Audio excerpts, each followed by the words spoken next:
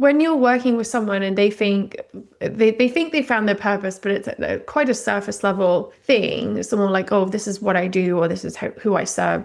Like, how do you sort of get them to go deeper into the inner, the passion, or what they uniquely bring to the table?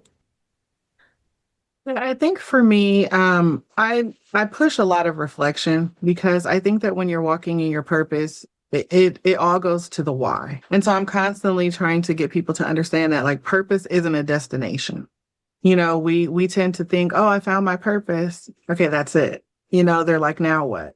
And I'm like, no, then that's not your purpose yet because purpose isn't a destination. It's a daily decision. You Mm. know, it's a it's a choice to show up as your authentic self, even when it's uncomfortable. It's using the things that broke you to build you now because it gets to be a blessing for other people. And so I believe it's that sacred intersection where your gifts meet somebody else's needs. So, that thing that God blessed you with, it's not for you. That gift isn't for you. It's for someone else. And, I think that when you realize that all the I don't know, like all the gifts that you have are now going to go out there and fulfill someone else's needs and not take from you. I think that's when you really start to figure out, okay, yes, this is my purpose. Like using myself as an example, being a life coach, I get to go out here and I get to pour into people all over the world. And that doesn't take anything from me because I keep my cup full and I've done my work to know what it takes to keep my cup full. But I still get to show up and then be this, beacon of light for other people in the world. And so for me, it all goes back to my why. If someone says, but why do you do it? For me, I can say, because I remember what it felt like to be in the darkness. I remember what it felt like not to have anyone, to feel alone, even though you're in a room full of people. When things got dark for me, I was happily married, to a wonderful husband. I have a son. We had two dogs, a house in the suburbs. I mean, for all intent, it was the American dream, as people say, but I felt alone and I felt Mm. like no one understood me. And so, because I remember that why, and I still remember what it felt like sitting on the ground crying, sitting in my car crying, I understand that that's my why. And if I could just show up and be a listening ear or someone else, just a beacon of light for somebody else, that that fulfills me. So it's not the money because my purpose isn't tied to the money. It's Mhm. more so just being that vessel. And so, when you talk to people about purpose, I always ask, well, why are you doing it? Are you doing this because of the money? Are you doing this because you're good at it? Are you doing this because you get something from it? You want to be famous? Like, what's your why? And the more I keep asking, a lot of times I'll say, no, but why? And so they'll answer the question and I'm like, but why? I Mm. keep asking it to the point where they're like, well, I don't know. And I'm like, okay, now we have work to do. Mhm. Kind of like we break down because purpose, I don't know, like purpose is something that's just glorified. Like people just talk about it all the time. And we always attach it to what we're doing. We're saying, oh, I'm doing this because this is my purpose. But when somebody asks you, what's the purpose? Now you're like, I don't know. You know what I mean? Yeah. And so I have to get people to understand that purpose doesn't always look glamorous. Sometimes Yes. it just looks like being obedient when no one else is watching. Um, Yeah. and that's Yeah. what it is for me. I'm Yeah. just being obedient to what I believe that God is calling me to do. And other people may not understand it, but it's okay because that's not their purpose. It's yours. Mm. There's a really good example of this. Have you seen the new Jurassic Park movie, or have you heard about it?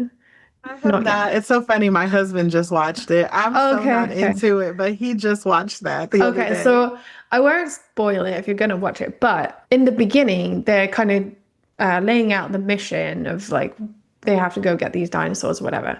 And the first few people who agree to the mission is all about the money. They're like, how many millions of dollars am I going to get? Because I'm going to risk my life and it's going to be, really, really challenging and illegal and all this stuff. But then there's this one guy, the paleontologist, and they try to get him to come on the mission. They offer him money, and he's just like, "What am I gonna like? I don't care about that." And immediately, this I don't remember who it was. This guy, he was like, well, your life's work is kind of dried up. Like, no one wants to come to like these museums anymore and learn about dinosaurs. Like, everyone's lost interest. They're all going extinct. So, like, this is your last chance to actually get up in front of them and like see them with your own eyes. And so, like, he tapped into his purpose and then he immediately, well, like, he thought about it for a few seconds and he was like, yes, I have to do it. And so, like, they're on this mission and it's just so, there's certain things that happen where they have to remind themselves of why they're actually there. And the people think about the money and they're just like, keep going, like, we want this money, we want this money.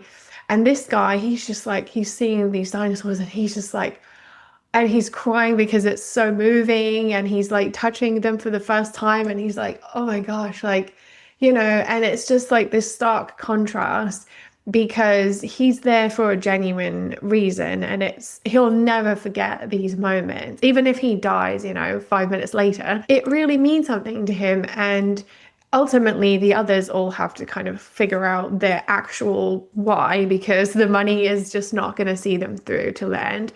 But yeah, I think just that visual is a good example of that because, like you said, all he's doing is standing there touching a dinosaur, but it's the most significant thing that has ever happened in his entire life, But to other people looking at him, they're just kind of like, oh, that's a bit weird, like he's not even doing anything, So that's what it feels like. We could just be having a conversation with someone, we could just be, getting out of bed when we don't feel like it, or, like, I go for a swim and just like kind of clear my head and just remind myself of what I'm trying to do in this world and why it matters. And it might not look that impressive to other people, but like it really is internally, and that's what matters. Absolutely. And I always tell people that purpose isn't something that you chase. It's something that you become. It's how you love. It's how you heal. It's how you choose yourself after years of self-abandonment. It's in every single boundary, every breakthrough, every single breath that says, I'm still here, that I'm still growing. I don't know, like purpose it isn't about perfection. It's about your presence. The way you pour into people, the way you create space for other people, just to breathe, just to have permission to exist in that space. And I think that it's more so about the way you let God use your story. Even the painful parts, even the parts that we want to hide, when we let that story be medicine for somebody else's healing, that's when you're walking in your purpose. Yeah. And not everybody's going to understand it. And I think most people are not going to understand it. And so you'd be very lucky if you had even one person who really understands what your purpose is or, how you're trying to be. I think about even my boyfriend. I live with him. I talk to him every day. He knows what I'm doing. He'll say to me, oh, what event are you doing today? And I'm like, oh, finding a purpose. And he's like, oh, that's a good one. Yeah. And it's like he knows bits and pieces and he hears from me all the time, but he really doesn't understand what it is that I'm doing. And it's just so different from the things that he personally values or the things that get him out of bed in the morning. And so it just makes it even more important that we really do fully trust ourselves, even if we're unsure, but we're just kind of still trying things out.